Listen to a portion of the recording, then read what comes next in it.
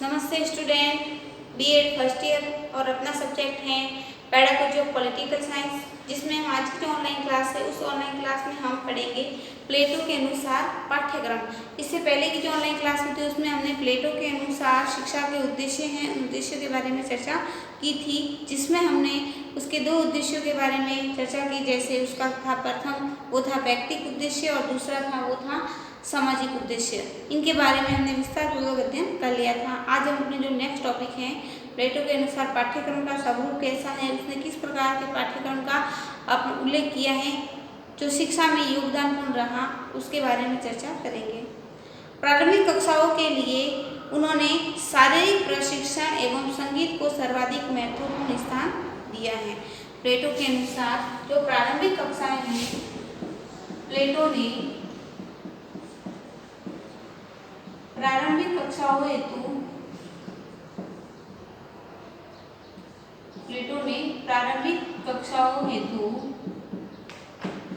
प्रारंभिक कक्षाओं के लिए शारीरिक प्रशिक्षण तथा संगीत को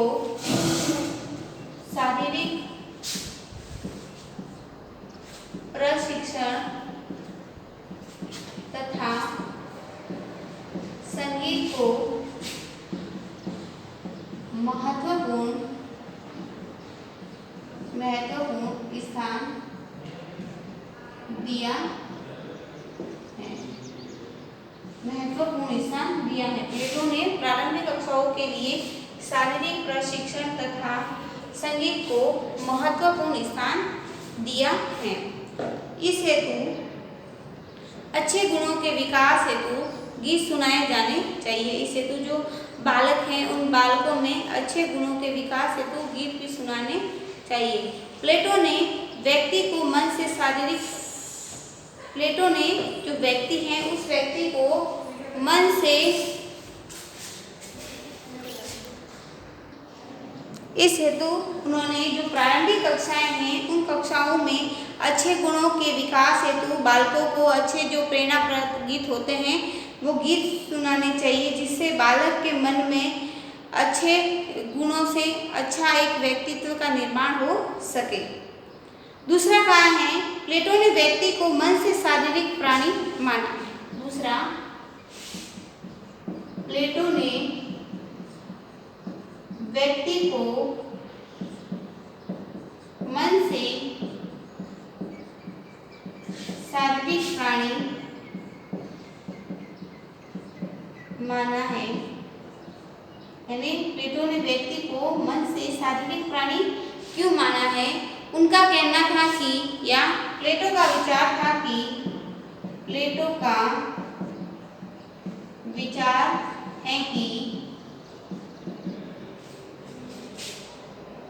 मेरा विचार है कि उन्होंने कहा मेरा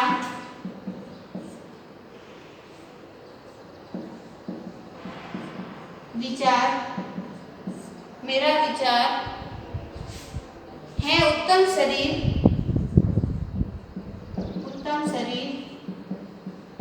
मेरा विचार है उत्तम शरीर अपनी शारीरिक सुंदरता के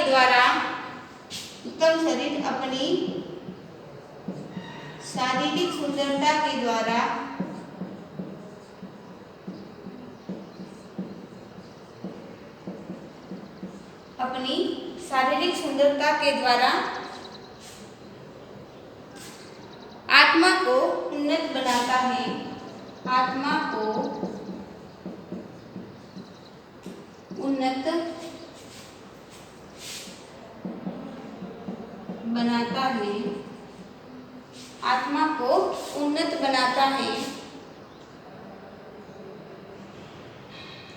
उत्तम आत्मा शरीर को और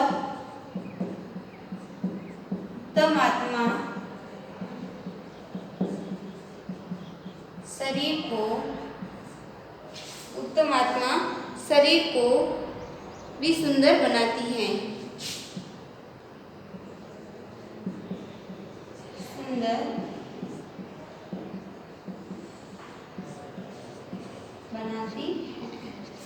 इस हेतु उन्होंने कहा है कि व्यक्ति के मन को उन्होंने शारीरिक प्राणी माना है। इस संदर्भ में उनका विचार था कि उत्तम शरीर अपनी जो शारीरिक सुंदरता है उसके द्वारा आत्मा को एक उन्नत बनाता है और उत्तम आत्मा शरीर को भी सुंदर बनाती है। ये उनका विचार था।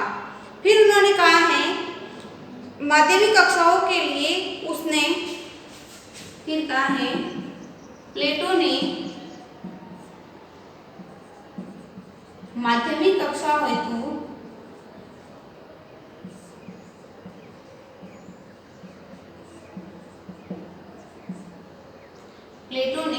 माध्यमिक कक्षाओं हेतु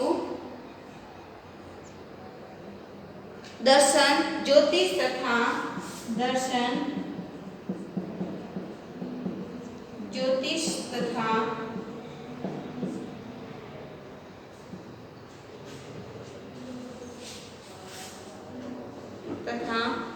गणित को पाठ्यक्रम में महत्वपूर्ण स्थान दिया है तथा गणित को पाठ्यक्रम में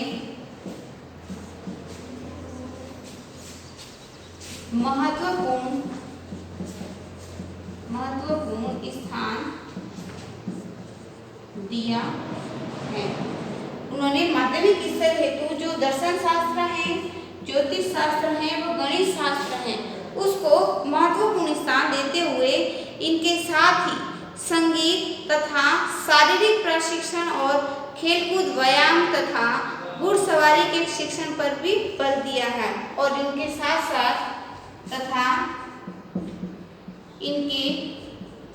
ही शारीरिक प्रशिक्षण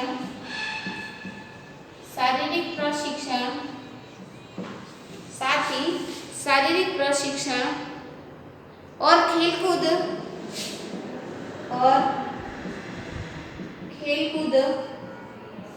शारीरिक प्रशिक्षण और खेलकूद व्यायाम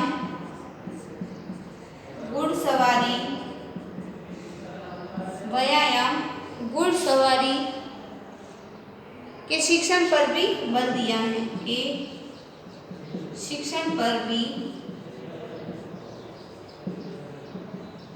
दिया है ठीक है। और उच्च कक्षाओं हेतु बाद में उन्होंने कहा है उच्च कक्षाओं हेतु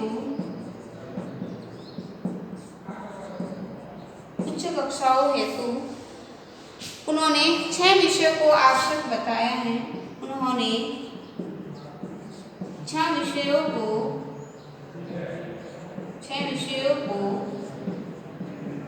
आवश्यक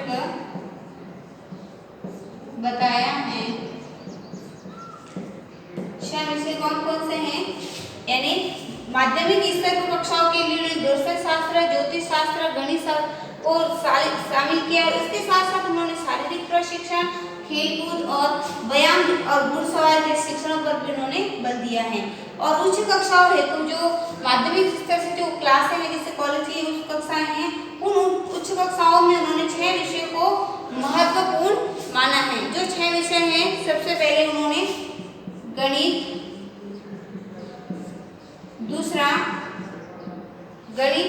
दूसरा बताया है समज्योतिष,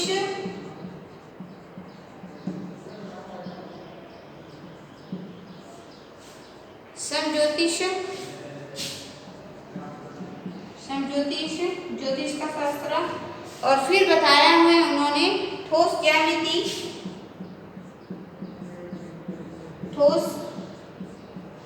ज्यामिति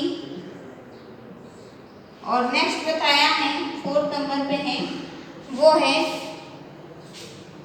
संगीत। 5th नंबर पे है वो बताया है ज्योतिष तथा दर्शन,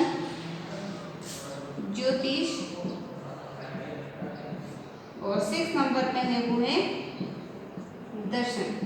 ठीक है, ये 6 प्रकार के जो उच्च कक्षाएं हैं उन्होंने तो 6 प्रकार के विषयों को बताया है। गणित विषय को, संगीत विषय को, समज्योतिष विषय को, ज्योतिष विषय को और ठोस ज्यामिति और दर्शन आदि को उन्होंने अपने जो शिक्षा है उसमें शामिल किया है, जो पाठ्यक्रम है उसमें शामिल किया था।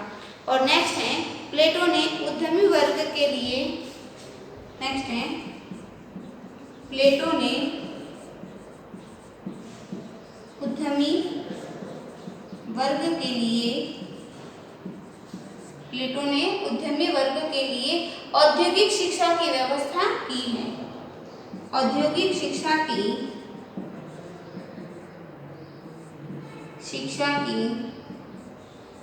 व्यवस्था की है। औद्योगिक शिक्षा की व्यवस्था की है। उद्यमी वर्ग है, उस हेतु उन्होंने औद्योगिक शिक्षा की व्यवस्था भी की है। इस हेतु प्लेटो का जो पाठ्यक्रम था एक विस्तारपूर्वक पाठ्यक्रम कह सकते हैं, जिसमें उन्होंने शिक्षक के बालकों के साथ साथ जो उद्यमी वर्ग हैं उसके हितों को भी ध्यान में रखकर पाठ्यक्रम का स्वरूप बनाया है। इस शिक्षा के अंतर्गत जो लकड़ी का कार्य है, लोहे का कार्य है, अस्त्र शस्त्र का निर्माण, बुनाई का आदि कार्य आते हैं। इसमें जैसे लोहे का कार्य, लकड़ी का कार्य, लोहे का कार्य, लकड़ी का कार्य, अस्त्र शस्त्र निर्माण, अस्त्र शस्त्र निर्माण, अस्त्र शस्त्र निर्माण और बुनाई का कार्य, बुनाई का कार्य शामिल, ठीक है। इस हेतु उन्होंने जो उद्यमी वर्ग है उसके लिए भी शिक्षा की व्यवस्था की है। इस हेतु उन्होंने लोहे के कार्य को सिखाना, लकड़ी के कार्य को सिखाना, अस्त्र शस्त्र की शिक्षा देना और बुनाई के कार्य की शिक्षा देना, इन सभी को शिक्षा के पाठ्यक्रम में जोड़कर शिक्षा का एक विस्तृत स्वरूप प्रदान किया है। तो ये था प्लेटो के द्वारा या प्लेटो के द्वारा प्रतिपादित जो पाठ्यक्रम है उसका स्वरूप किस प्रकार का था, जिसमें हमने प्लेटो द्वारा जो पाठ्यक्रम रचित है उसमें हमने पढ़ा। जैसे प्लेटो में प्रारंभिक कक्षाओं के लिए उसने शारीरिक प्रशिक्षण तथा संगीत को महत्वपूर्ण स्थान दिया और उनका मानना था कि मन से शारीरिक प्राणी माना है व्यक्ति को, जिस हेतु उन्होंने कहा कि उत्तम विचार या उत्तम शरीर अपनी शारीरिक सुंदरता को बनाता है और उसी से उत्तम आत्मा शरीर की सुंदर बनाती है। उन्होंने कहा कि माध्यमिक कक्षाओं हेतु दर्शन, ज्योतिष तथा गणित को पाठ्यक्रम में स्थान दिया जाना चाहिए।